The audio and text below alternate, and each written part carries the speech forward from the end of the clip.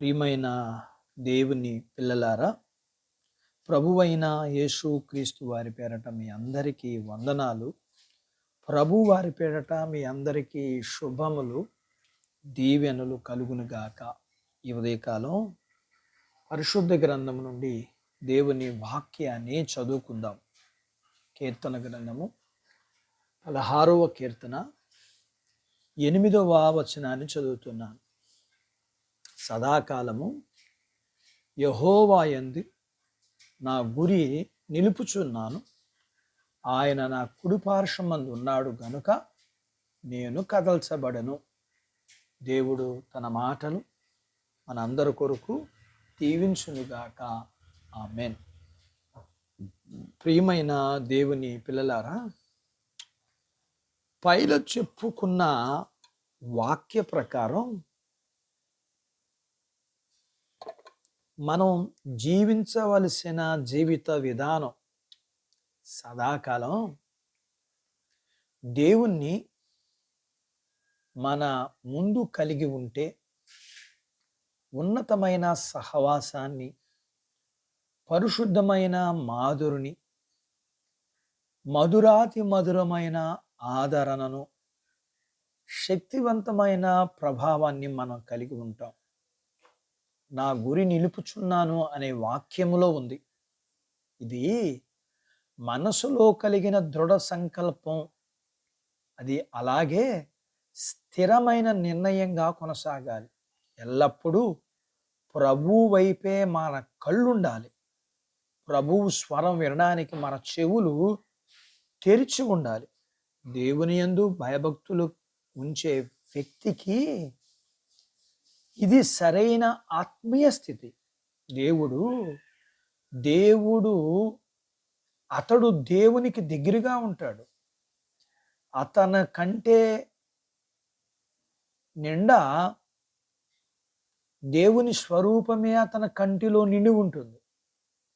అతని జీవిత మార్గంలో ఆయనే నడిపిస్తూ ఉంటాడు. అతడు దేనిని ధ్యానించాలో ఆ అంశాన్ని మదిలో ఉంచుకుంటాడు.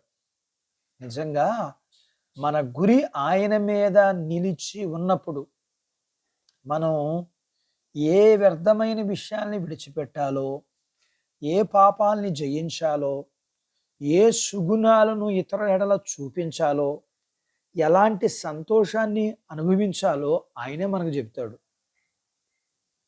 మనం క్షేమంగా ఉండే మార్గం ఇదే.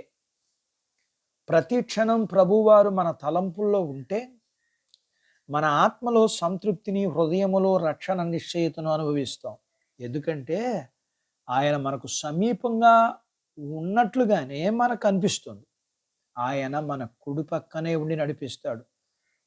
అంతేకాదు, సహాయం కూడా చేస్తాడు. కాబట్టి మనం భయం వల్ల కానీ, ఏ దుష్ట ప్రభావం వల్ల కానీ, ఎటువంటి మోసం వల్ల కానీ, ఎలాంటి చంచలత్వం వల్ల కానీ కదిలించబడము. దేవుడు ఒక వ్యక్తి కుడిపార్శ్వం ఉంటే ఆ వ్యక్తి తనకు తానే స్థిరంగా నిల్చోగలడు. భయంకరమైన తుఫానులు మన మీద పడినా పర్వాలేదు. ఎందుకంటే దేవుడు మనల్ని ఎత్తుపట్టుకుంటాడు. దేవుడు మన ప్రక్కనే నిలిచి ఉంటాడు. మనం ఎవరికి దేనికి భయపడవలసిన అవసరం లేదు. అటు బాధ్యత దేవుడు మన అందరకు దయచేయునుగాక. ఆమేన్. దేవుడు తన మాటలు మన అందరి కొరకు దీవించునుగాక. ఆమేన్. ప్రార్థించుకుందాం. మమ్మల్ని మిక్కిలిగా ప్రేమించిన మా ప్రియ పరలోకపు తండ్రి, మీ పరిశుద్ధ నామమును బట్టి మీకు వందనాలు. ఈ ఉదయకాలం మీ పాదాల దగ్గర మీ లేఖనాన్ని మేము నేర్చుకోవడానికి, మేము మా జీవితంలో స్థిరంగా, మేము ఎటువంటి సమస్యలు వచ్చినా పడిపోకుండా, మీరు మాకు తోడుగా ఉన్నారని, స్థిరంగా భయపడని వారిగా ఉండునట్లుగా మేము ఏం చెయ్యాలో మీరు మాకు నేర్పించారు.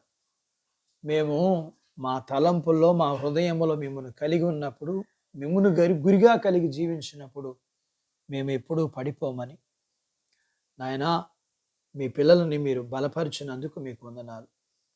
ఎటువంటి సమస్యలను బట్టి పడిపోకుండా బలంగా స్థిరంగా ఉండగలగటానికి మిమ్మును ఉరిగా కలిగి ఉండిన జీవితాలు మీ పిల్లలకి ఇవ్వండి. మీ పిల్లలను కలిగిన అంతటిని దీవించండి. చిన్న బిడ్డలను, యవనస్తులను, వృద్ధులను, స్త్రీ పురుషులను దీవించండి. వారి చదువులు, ఆరోగ్యాలు, ఉద్యోగాలు, పొలాలు, పశువులను దీవించండి. వివాహాలు కాని వారికి వివాహాలు జరగటానికి, గర్భం లేని వారికి గర్భఫలం మీరు అనుగ్రహించమని, గర్భఫలం అనుగ్రహించిన మీ పిల్లలకి మీరు సుఖమైన ప్రసూతి ఇమ్మని, ప్రసూతి అయిన మీ పిల్లలకి ఆరోగ్యం ఇమ్మని, మీ పిల్లలను కలిగినంతటిని మీరు దీవించి ఆశీర్వదించమని యేసు ప్రభువారి పేరట స్తుతించి ప్రార్థించి అడిగినవన్నీ పొందుకుని ఉన్నాము తండ్రి. ఆమెన్. దేవుడు మిమ్మును దీవించునుగాక. ఆమెన్.